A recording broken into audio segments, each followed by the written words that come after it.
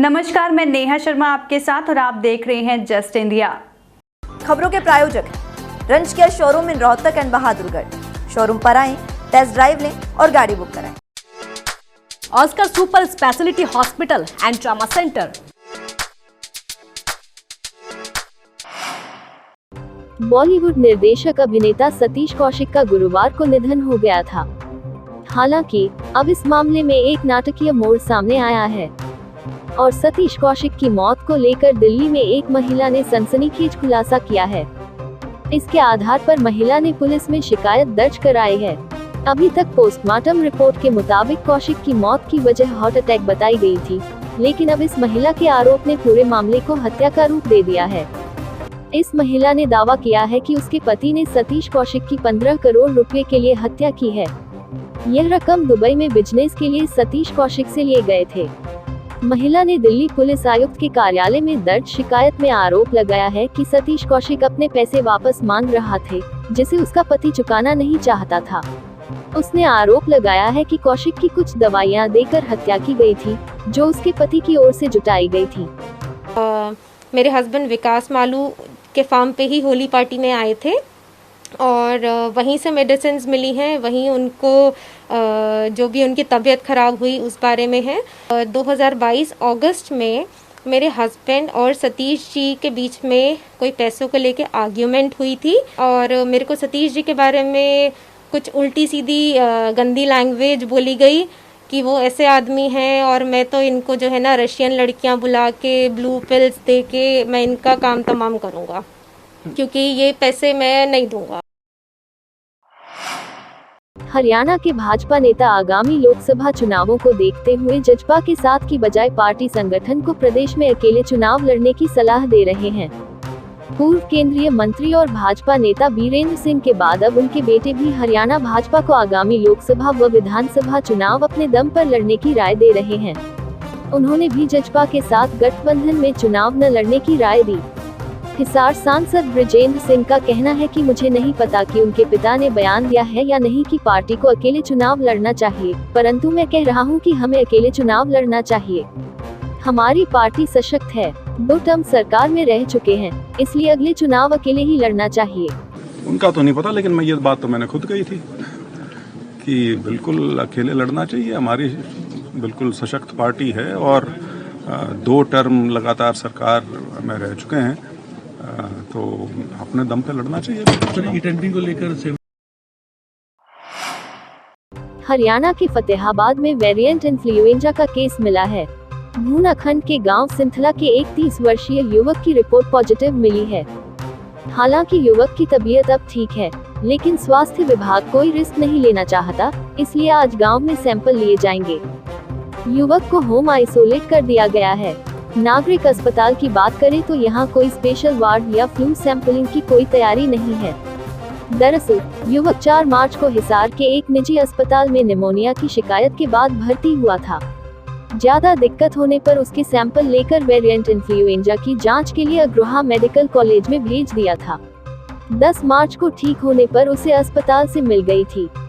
शनिवार देर रात ही उसकी रिपोर्ट पॉजिटिव आई है। पूर्व मुख्यमंत्री भूपेंद्र सिंह हुड्डा इन दिनों अपने विधानसभा क्षेत्र किलोई विधानसभा में दौरा कर रहे हैं। इस दौरान वह लोगों की समस्याएं भी सुन रहे हैं, साथ ही लोगों से 2024 के चुनाव के लिए तैयार होने की बात भी कह रहे हैं। वहीं इसी कड़ी में रोहतक जिले के सिसरोली गांव में एक संबोधन के दौरान पूर्व मुख्यमंत्री भूपेंद्र सिंह हुड्डा ने कहा कि यदि प्रदेश में कांग्रेस की सरकार आती है तो बुजुर्गों को 6000 बुढ़ापा पेंशन, महिलाओं के लिए 500 रुपए से कम गैस सिलेंडर व किसानों के लिए एमएसपी की गारंटी दी जाएगी। हुड्डा ने कहा कि मौजूदा भाजपा सरकार के कार्यकाल के दौरान प्रदेश में बेरोजगारी चरम सीमा पर है। यही नहीं, प्रदेश में कानून व्यवस्था नाम की भी कोई चीज नहीं है, जिससे प्रदेश के लोग डरे हुए हैं। उन्होंने कहा कि अब समय आ गया है कि लोग 2024 में चुनाव के लिए तैयार रहें।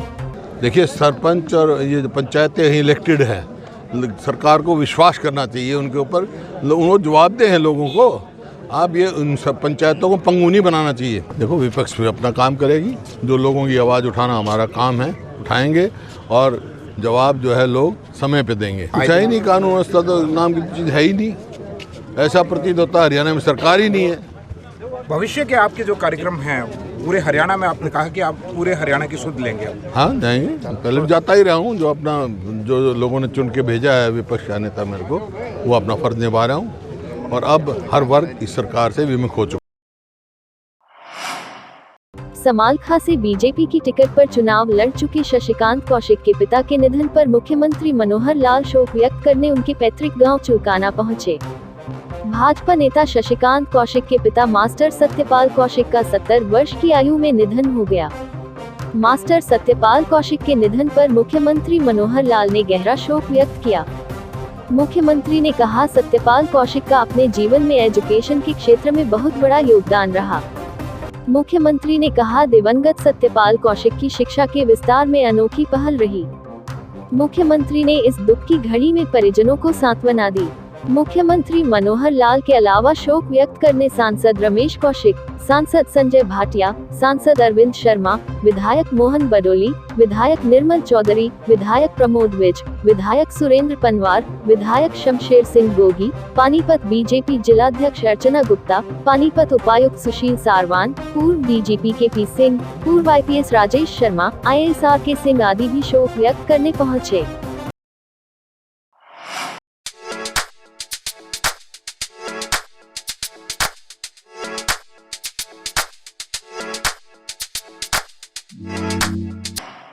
हरियाणा के हिसार के IG श्रीकांत जाधव के आदेश पर पुलिस ने सिविल अस्पताल के पास एक होटल और स्पा सेंटर पर रेड की। पुलिस सभी को बस में बैठाकर थाने ले गई। साथ ही 4 लड़कियां का मेडिकल करवाने के लिए उन्हें सिविल अस्पताल में ले जाया गया। DSP हेडक्वार्टर अशोक कुमार की अगुवाई में पुलिस टीम ने हिसार बस स्टैंड के पास बने होटल व साथ बने स्पा सेंटर पर छापेमारी की। छापेमारी के दौरान 4 लड़कियां व 2 लड़कों को आपत्तिजनक अवस्था में पाया गया। स्पा सेंटर में आपत्तिजनक हालत में पकड़ी गई लड़कियां छत्तीसगढ़, बंगाल, उत्तर प्रदेश व नेपाल की रहने वाली है। हरियाणा के करनाल में हनी ट्रैप का मामला सामने आया है। लड़की व उसके परिवार ने गवर्नमेंट कॉलेज के लेक्चरर पर रेप का आरोप लगाया, जिसमें लड़की के माँ बाप भी शामिल हैं। पुलिस ने आरोपी लेक्चरर के खिलाफ रेप का मुकदमा दर्ज कर जांच पड़ताल शुरू की थी, लेकिन लड़की ने मामले को लेकर 4-5 दिन का समय मांगा था और इस दौरान लड़की का मेडिकल भी नहीं हुआ था। इसी दौरान लड़की ने समझौते का दबाव बनाया और 30 लाख की डिमांड की। बात 18 लाख में बन गई थी। 13.5 लाख रुपए पहले ले लिए गए थे और अब 4 लाख लेने के लिए पीड़िता व उसकी मां पहुंची थी, जिनको पुलिस ने मौके पर ही दबोच लिया। कुष्ठ रोगियों की सेवा ही सबसे बड़ी मानव सेवा है। इस सेवा कार्य से हम ईश्वर को प्राप्त कर सकते हैं। ईश्वर के दर्शन करना है तो पीड़ित की आंख में देखो। उपरोक्त बात उपायुक्त एवं हिंद कुष्ठ निवारण संघ के चेयरमैन यशपाल ने श्री राम शरण दास भयाना ट्रस्ट द्वारा कुष्ठ रोगियों की सहायता करने के संबंध में कहे। उपायुक्त यशपाल ने कहा कि कुष्ठ रोगियों की सेवा स्वामी विवेकानंद और राष्ट्रपिता महात्मा गांधी ने भी की थी। श्री राम शरण दास भयाना ट्रस्ट द्वारा समाज सेवा के क्षेत्र में उल्लेखनीय कार्य किए जा रहे हैं। उन्होंने कहा कि अन्य संस्थाओं को भी इस ट्रस्ट से प्रेरणा लेकर समाज सेवा के कार्य करने चाहिए। ट्रस्ट द्वारा प्रति माह स्थानीय गांधी कुष्ठ आश्रम में रह रहे कुष्ठ रोगियों को प्रति व्यक्ति के हिसाब से कच्चा अनाज उपलब्ध करवाया जा रहा है। इस माह का कच्चा अनाज जिला रेड क्रॉस सोसाइटी के सचिव देवेंद्र चहल की उपस्थिति में सौंपा। राशन वितरण के दौरान ट्रस्ट के पदाधिकारी गौरव जुनेजा, जमील खान, जिला रेड क्रॉस सोसाइटी के सचिव देवेंद्र चहल, लेखाकार राजकुमार मोर, कपिल कौशिक व जेपी गौड़ आदि उपस्थित थे। राम शरण दास भयाना चैरिटेबल ट्रस्ट की ओर से हमारे जो कुष्ठ रोगियों का गांधी कुष्ठ आश्रम है, इसमें हमने रिक्वेस्ट की थी कि जो कुष्ठ रोगी हैं इनको हर माह का राशन मुहैया कराएं। हमारी रिक्वेस्ट को प्रधान वेलफेयर सोसाइटी के प्रधान श्री सुमित भयाना जी ने सर स्वीकार किया और जो है दे रहे राशन, और इनका यह आश्वासन हमें मिला है कि हर महीने इनको पैक्ड राशन, कच्चा राशन मुहैया कराया जाएगा ताकि ये किसी की तरफ ना देखें और अपना स्वयं का गुजारा कर सकें। जो ये संस्थान श्री राम शरण दास जी जो स्वर्गवासी हो गए, उनके पुत्र ने जो प्रारंभ किया, पुत्र का मैं सपुत्र कहूँगा, इतना लाखों रुपया खर्च करके लोगों की गांवों में जाके लाइब्रेरी खोलना, और 60 वर्ष से ऊपर जो हम सीनियर सिटीजन जिनको कहते हैं उनके लिए कोई भी परेशानी हो हेल्थ से रिलेटेड, तो उनके लिए एम्बुलेंस प्रदान करना बहुत ही अच्छा कार्य सराहनीय किया है।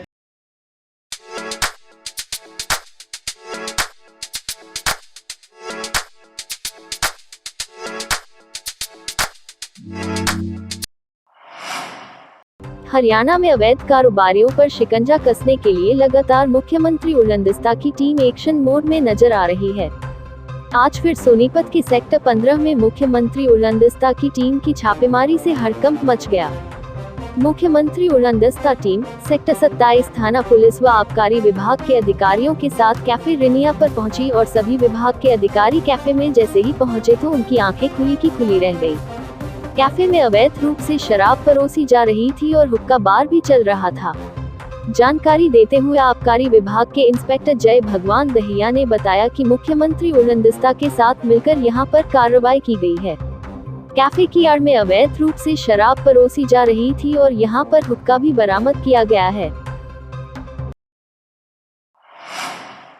हरियाणा के हिसार के गोडा फार्म के पास फाटक पर दो बाइक की आपस में भिड़ंत हो गई।